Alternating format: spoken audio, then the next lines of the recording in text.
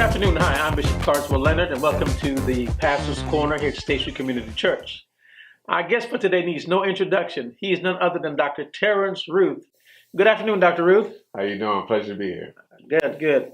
Obviously, we know that you earned your PhD from the University of Central Florida in the College of Public Affairs. Is that correct? That's correct. Tell us a little bit about that degree area. So it's interdisciplinary. So it put together criminal justice, public administration, health, and also just general sort of social work degree. And so all the research areas are sort of blended together. Oh, so pretty varied degree. A lot of areas involved in that. Well, it wants you to address policy from various ways with various perspectives. And so that's why they merge all of those sort of degrees together to sort of give you a sort of platform to be able to make decisions for policymakers. Okay. I also see here that you served as the Education Policy Communications Specialist at the Friday Institute for Educational Innovation at North Carolina State University. That's a mouthful. What exactly did you do there? So basically, the Friday Institute is an extension. There's a close relationship between the College of Education at NC State and the Friday Institute. Uh-huh. So the College of Education basically teaches educators, leaders that's going into the profession. The Friday Institute really studies and research education policy. I see. So my job while at the NC State with the Friday Institute is to study and do an evaluation on the Race to the Top work that was done a few years ago under Bush administration. So are you essentially a researcher? Is that what most of your work consists of? At heart, I'm a researcher, at heart. but I spent a lot of time in the school as a practitioner. But at heart, I'm a researcher, yes. Well, that segues us into the next thing you did. You served as the principal of an alternative school, AMI Kids in Raleigh. Tell me a little about that. Well, that school was brought on due to the relationship between the community and Wake County Public Schools. And so there was a high suspension, and Wake County was looking to see if there was a organization that could sort of absorb that audience of students that were being suspended. Uh-huh. Primarily, you've seen a demographic of African-American male, Cool. you've seen low income, and then you started to see a heightened audience of drug users within the students. But that school pretty much absorbed that audience who were getting long-term suspended. And what were the results that you saw this particular form of education, the alternative school? Was it effective? Well, that's a good question. It depends on who you're talking to. For me, our program was effective because we knew that there is a relationship between the demographics we were receiving Mm-hmm. and the social outcome that we normally hear in the news. Where I think it could use improvement is alternative education normally means a lower intelligence or lower performing, Sure. but it's not always reflective of the actual intellectual capacity of the student. Mm-hmm. And so that's not a match one-to-one. And so I think in that area, it's not effective. We're not seeing where these students who are actually high intelligence come in with high scores. And we're not seeing where they graduate at the rate in which their mind is able to graduate from a 12-year learning journey. Okay. Well, I want to begin a little bit differently today. I want to do a little word association with you. Okay. I want to throw out some words and just get your response in just one or two words or phrase. Just get your take on it. The word poverty. If I said poverty, what does that evoke in Dr. Terrance Ruth? I think it's a powerful word. For me, I think our contemporary context, normally define poverty in terms in which we see and view poverty. But if you look at the term poverty going as far back as you can and moving it to today, there's been a relationship between the larger society and poverty, where society was seen as a need to take care of that group, and then there was evolutions where you start to see people take on sort of this individualistic journey through their country and their nationalism. And so poverty became a burden to the individual rather than sort of a responsibility of the individual. Uh-huh. So poverty is a tough term. And I don't like branding poverty. right now, if you talk to someone, they're normally going to associate it with sort of a brand. And so you sort of see African American person, that's a very popular brand. Uh-huh. You see a single mother, that's a very popular brand. On welfare, that's a very popular brand. Right. But if you look at just North Carolina, you see where white citizens of North Carolina are, if you just look at the volume, not percentage, but the volume, have a higher volume of poor people than African Americans, almost by 200,000 people. Wow. So it's not even close. But the brand will cause you to treat poverty a certain way or view poverty a certain way.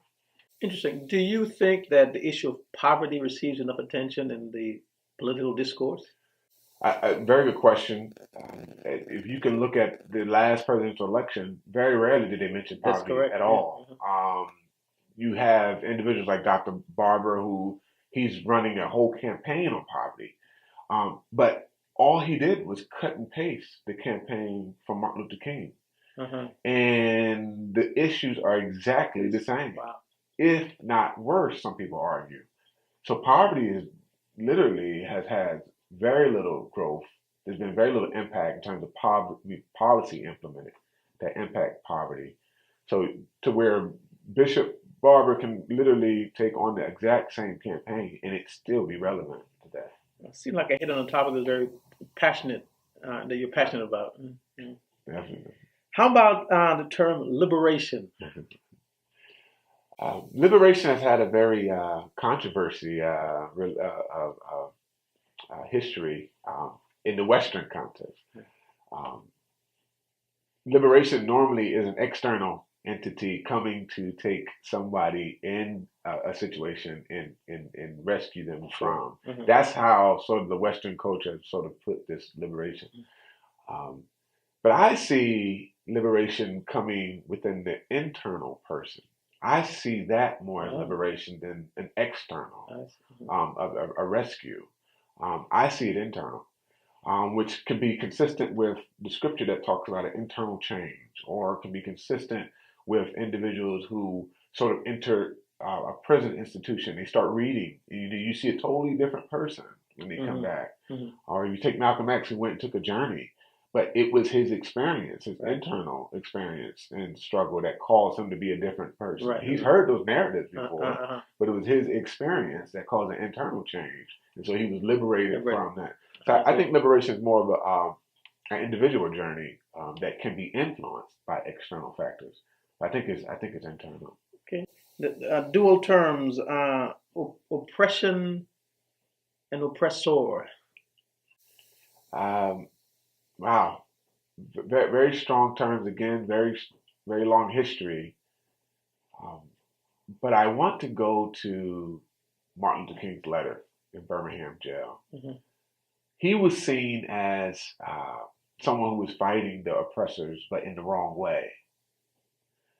But his letters to other ministers made it seem like their paradigm, their box, is the very catalyst that's supporting oppression for the very group. Yes. That's, so I think, again, your internal investment on what you see, feel, and know is the key to your liberation and defines what oppression is to that person in that context. But very good terms, and I do think that your internal struggle will determine who you allow to oppress as well. I don't think it's I don't think it's all external. That's why it was against the law of African Americans to be educated for a very long time. It was also against the law for them to learn the English language. It was against the law for them to gather in groups. All of this is to allow for permissive oppression. And so I do think it's an internal, again, individual journey. Interesting take. How about the term race? Another heavy term. In the sciences, they say that there's no evidence that the very concept has substance in our life. But in our social and living sort of cultural world, it has life, it has legs, it has weight. And in the Western world, it has a lot of weight. to where most policies are written through a racial lens. Mm-hmm. Christianity is experienced and worshiped through a racial lens. Education is financed through a racial lens. Policy is directed and targeted towards um, uh, racial narratives. And so it has life in our cultural world, but in the sciences, they can't, they have a very difficult time. And it's becoming more difficult because cultures and race and ethnicity are mixing together. It's actually becoming more difficult to even define the term. So there hasn't been a definitive agreement on what race is in the science, but in our world, it it breathes and lives in every news channel, it lives and breathes in every classroom, it lives and breathes in every history book. So for me, it's a tricky term that causes us to live in a foggy existence. Wow, very interesting. You mentioned religion, so I'll throw out the term theology. uh, I grew up Pentecostal, and me and you have had dialogue before in reference to the Pentecostal experience, and I value the Pentecostal experience quite a bit.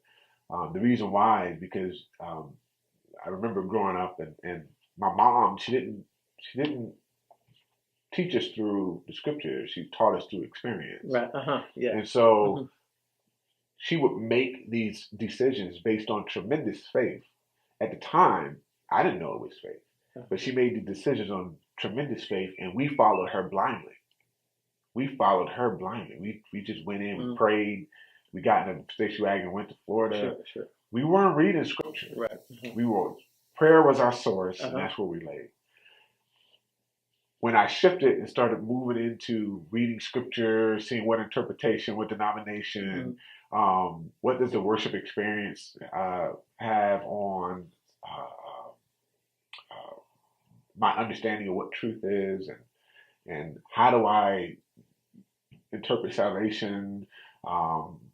Is life predetermined? All of those terms started to move me further away from that young kid who had that blind faith. Sure.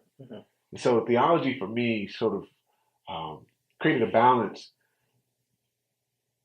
but that faith that my mom had, I wish I had that same young kid blind faith. Understand what you're saying. So I'm tugging between theology and to fully trust God in everything I do. Because a lot of times the interpretation will allow you to overthink terms and concepts and way of thought that don't always define God well.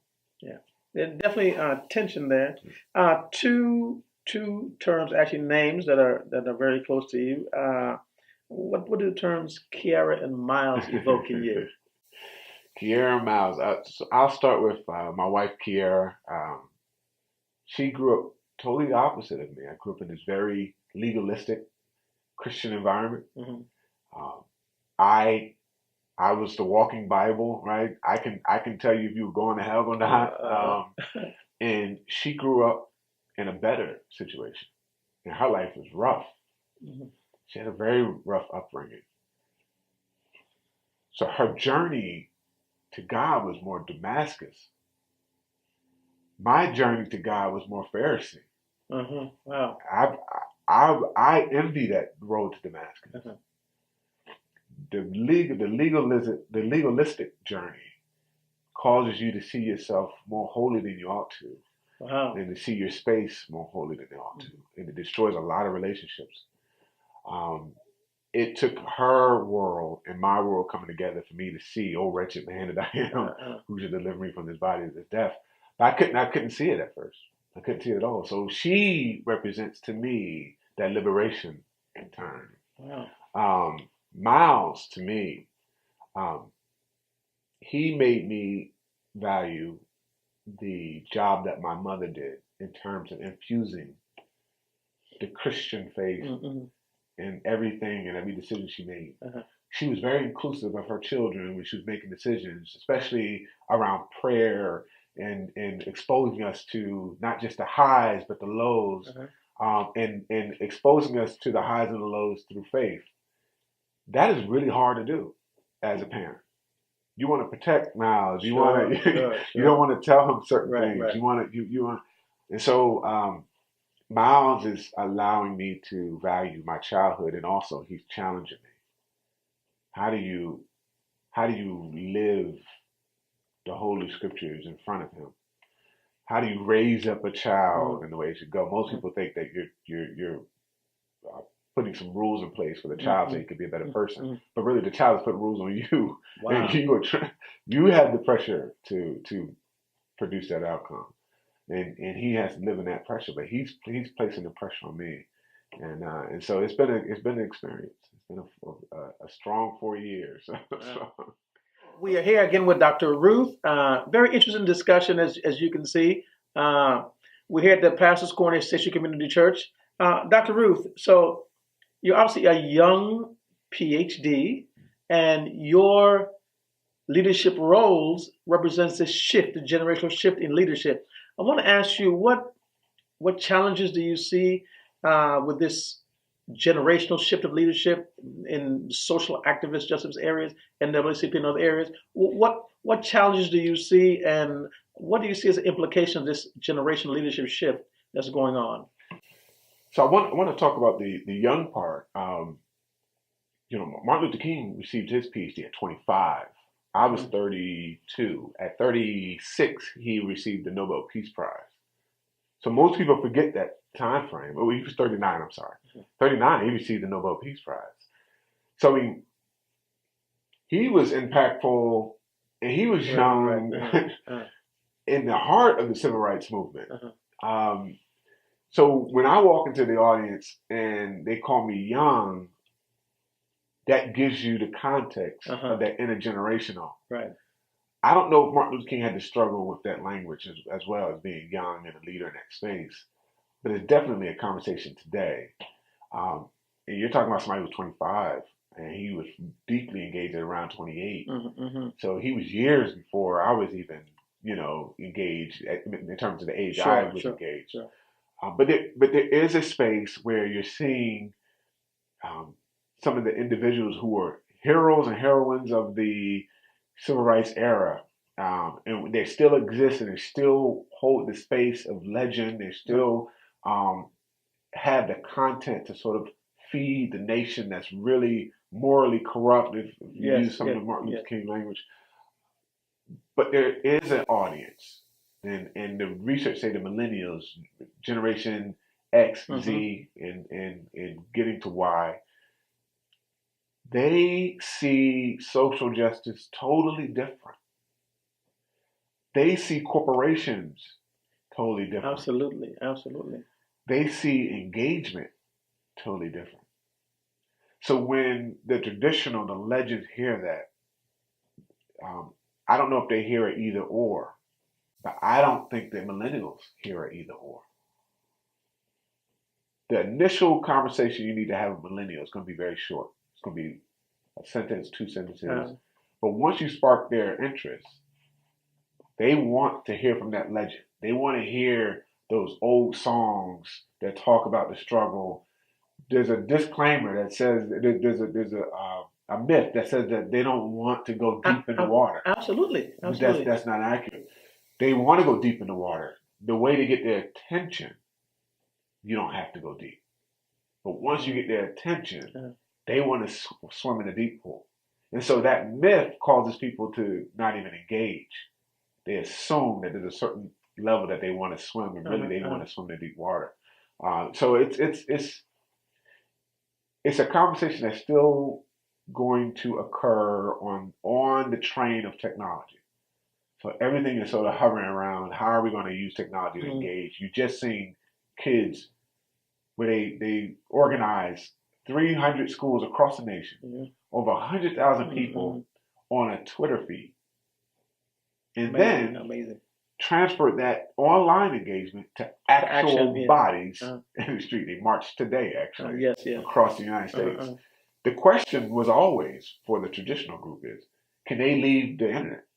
right, And they right, just right. shown They that could prove it, proved it, they yeah. just shown that they left the internet. Uh, They had John Lewis as their speaker on the initial march.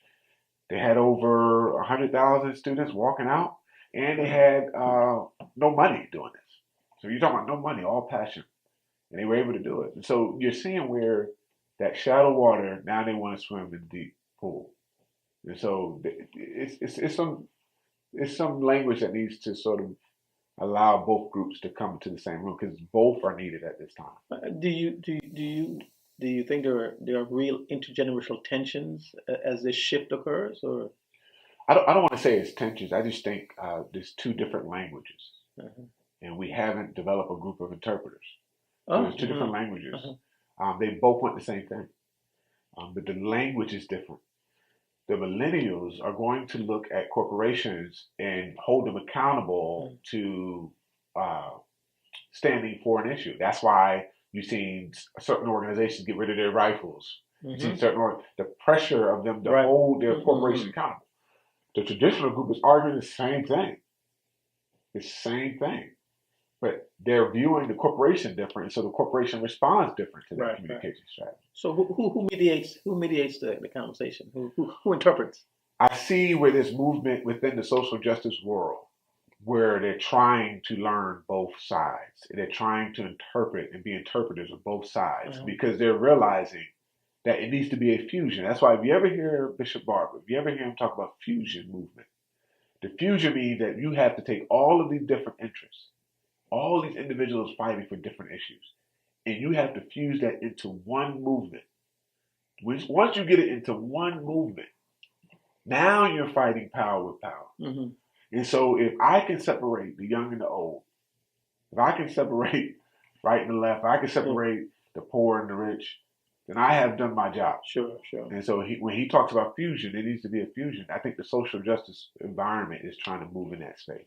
Since you mentioned Dr. Barbara, tell us a little about the repairs of the breach, that initiative. So Repairs of the Breach is a very unique organization that Dr. Barber launched on his own after being president for 12 years of the North Carolina State Conference. In this organization, he's trying to put your scholars, your clergy, your impacted people, people who are actually suffering from the issues we're arguing about, Uh-huh.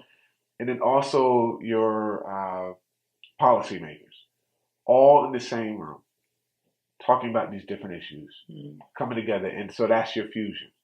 Bringing these groups together around several different issues, several different ethnicities, class, coming together to fight on issues.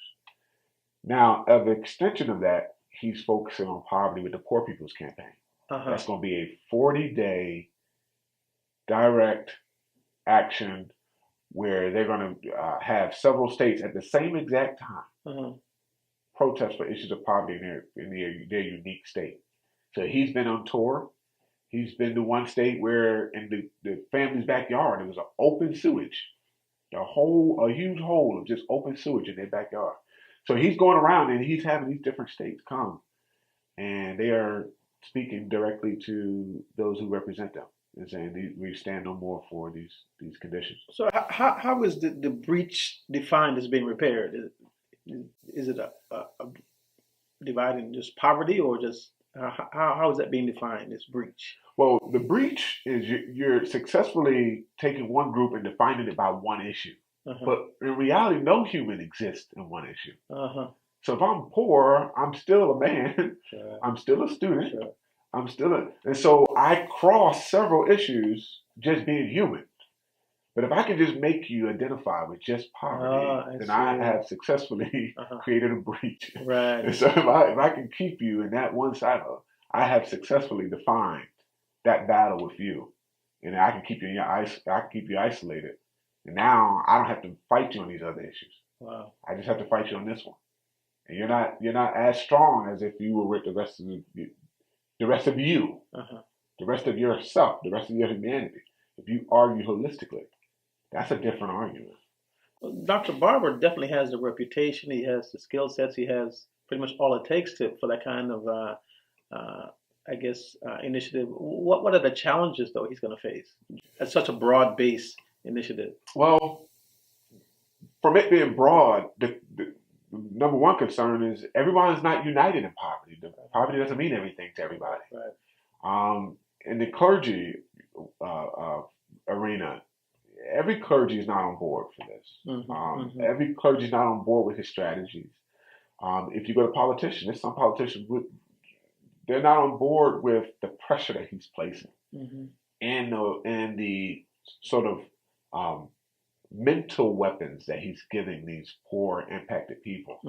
A lot of politicians will be held accountable for some of the decisions they make on policy, where if these individuals were not equipped with the knowledge, there's no challenge. I can just come out to a nice gala and win your vote versus actually standing for issues with my peers.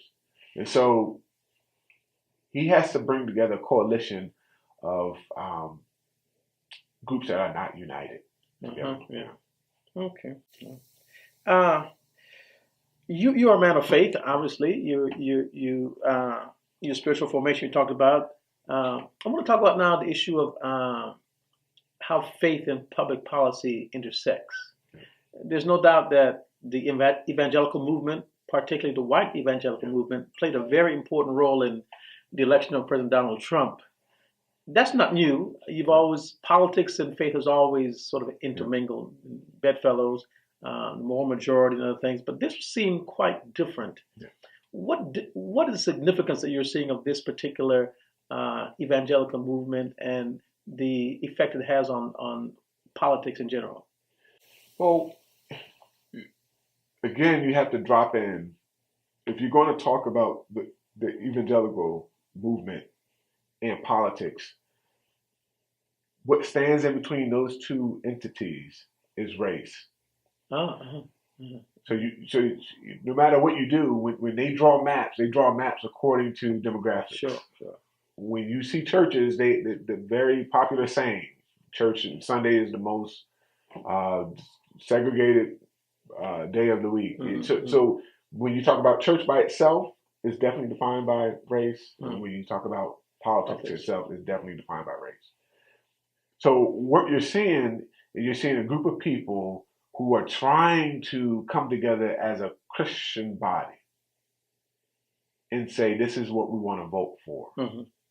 The problem with that is there's a group, so the white evangelicals, that can actually vote on their Christian beliefs and have the freedom and the privilege to do that without any sort of impact on or feedback or pushback from their ethnicity or their lifestyle, etc. Then you have the African American, Hispanic, sort of minority population who, when they vote, their vote means something totally different.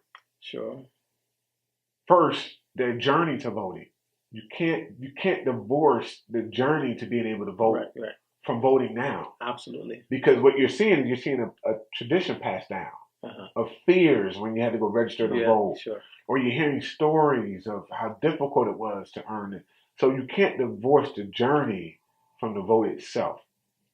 So now that journey itself has made race a primary factor in our decision to vote. Whereas for you, race is not the primary factor in your decision to vote. But race has become the primary focus for which I vote. Now, you go, so why do you have to vote on race? Why does race matter? Because everything else is graded on race. You look at education, they're going to give you stats about black and white. You look at poverty, they're going to give you stats on black and white. Everything they're going to give you is going to be in black and white. So you have to vote on race. Your Christianity vote, or your vote where you want to link Christianity and equal sign to a policy. Sure. You don't have that privilege. Your evaluation system in your mind is not the same. And so that's where the two worlds have to have an honest conversation. And I don't think that existed with this previous election. I think they try to make it just hardcore. Where do you stand on abortion? Where do you stand on this? Why isn't this your primary vote? And it's not that clean of a discussion. Please tune in with us again. Again, you can see this at RTN22 or our website, www.ssccnc.org. We'll see you at our next episode. Thank you.